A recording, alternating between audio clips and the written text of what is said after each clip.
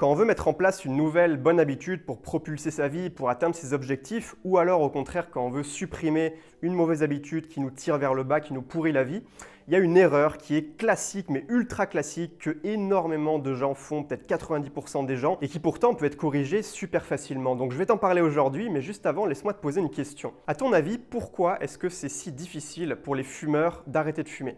La réponse, elle est toute simple, mais pourtant, il y a tout ce dont tu as besoin dedans. D'un côté, tu as un bénéfice long terme, qui est ne pas avoir le cancer dans 20-30 ans. Et de l'autre côté, tu as une douleur, mais cette douleur, elle est immédiate. C'est pas une douleur que tu vas ressentir dans 10 ans, dans 20 ans, c'est une douleur qui va arriver quelques heures après ta dernière cigarette. Et c'est pour ça que c'est aussi difficile, parce que l'être humain, on fonctionne comme ça, va toujours privilégier obtenir du plaisir ou éviter de la douleur sur le court terme, à obtenir du plaisir ou éviter de la douleur sur le long terme. C'est exactement la même chose avec les régimes. Pourquoi c'est si difficile de perdre du poids? Tout simplement parce qu'on n'a pas envie de se restreindre sur le court terme pour avoir un résultat qu'on veut certes, mais qui est éloigné, qui nous paraît lointain. Imaginons maintenant que tu te retrouves face à un sale gamin et que ta mission, ce soit de lui faire manger sa soupe.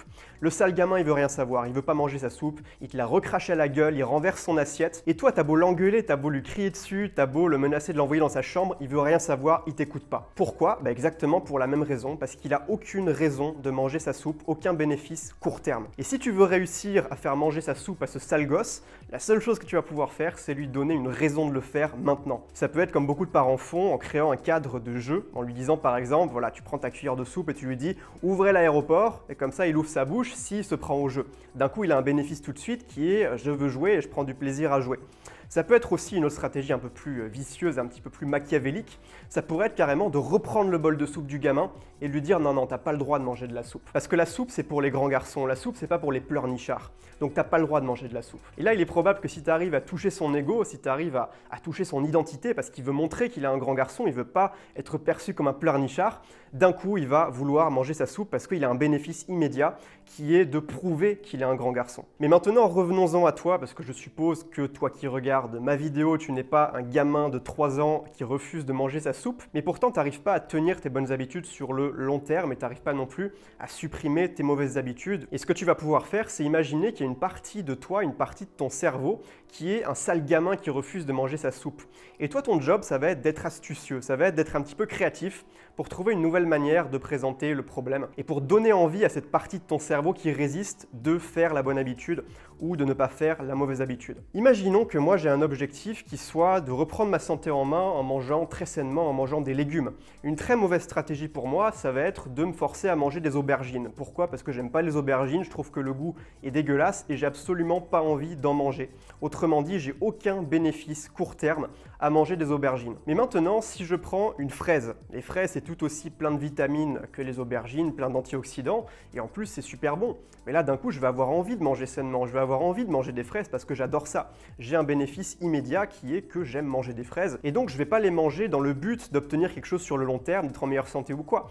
Je vais les manger parce que ici et maintenant j'ai envie de manger la fraise parce que j'aime bien ça. Bon après évidemment l'idée c'est pas de me nourrir exclusivement de fraises, sinon je risque de passer pas mal de ma vie aux toilettes. L'idée ici ça va être plutôt de varier et puis de manger des choses qui à la fois sont saines et qui à la fois me font plaisir parce que j'aime ça. Autre exemple, moi je bois quasiment jamais d'alcool et la raison à ça, c'est pas pour ma santé sur le long terme, pour éviter d'avoir des problèmes ou quoi, c'est parce que le lendemain matin, je sais très bien que je vais me sentir comme une merde si je bois de l'alcool la veille et que je vais avoir des pensées toxiques, je vais avoir du mal à me réveiller, je vais pas être dans de bonnes émotions, je vais avoir du mal à travailler. Et du coup, l'alcool, j'ai pas envie d'en boire, ça me pose aucun problème de ne pas en boire, il y a aucune lutte dans mon esprit en mode ah oui, j'ai envie de boire de l'alcool, mais en fait, il faut pas parce que c'est pas bien ou je sais pas quoi. Non, je sais très bien que j'en veux pas et puis c'est tout. Donc maintenant, ça va être à toi de jouer, de te poser la question. Comment est-ce que tu pourrais recontextualiser un petit peu dans ta tête tes objectifs, les habitudes que tu veux mettre en place, les habitudes que tu veux arrêter pour te donner un bénéfice immédiat qui te pousse à passer à l'action parce que tu vas avoir une récompense maintenant ou alors parce que tu vas éviter une douleur immédiate. Par exemple, si tu veux perdre 10 kilos ou alors si tu veux te bâtir un physique musclé en faisant du sport,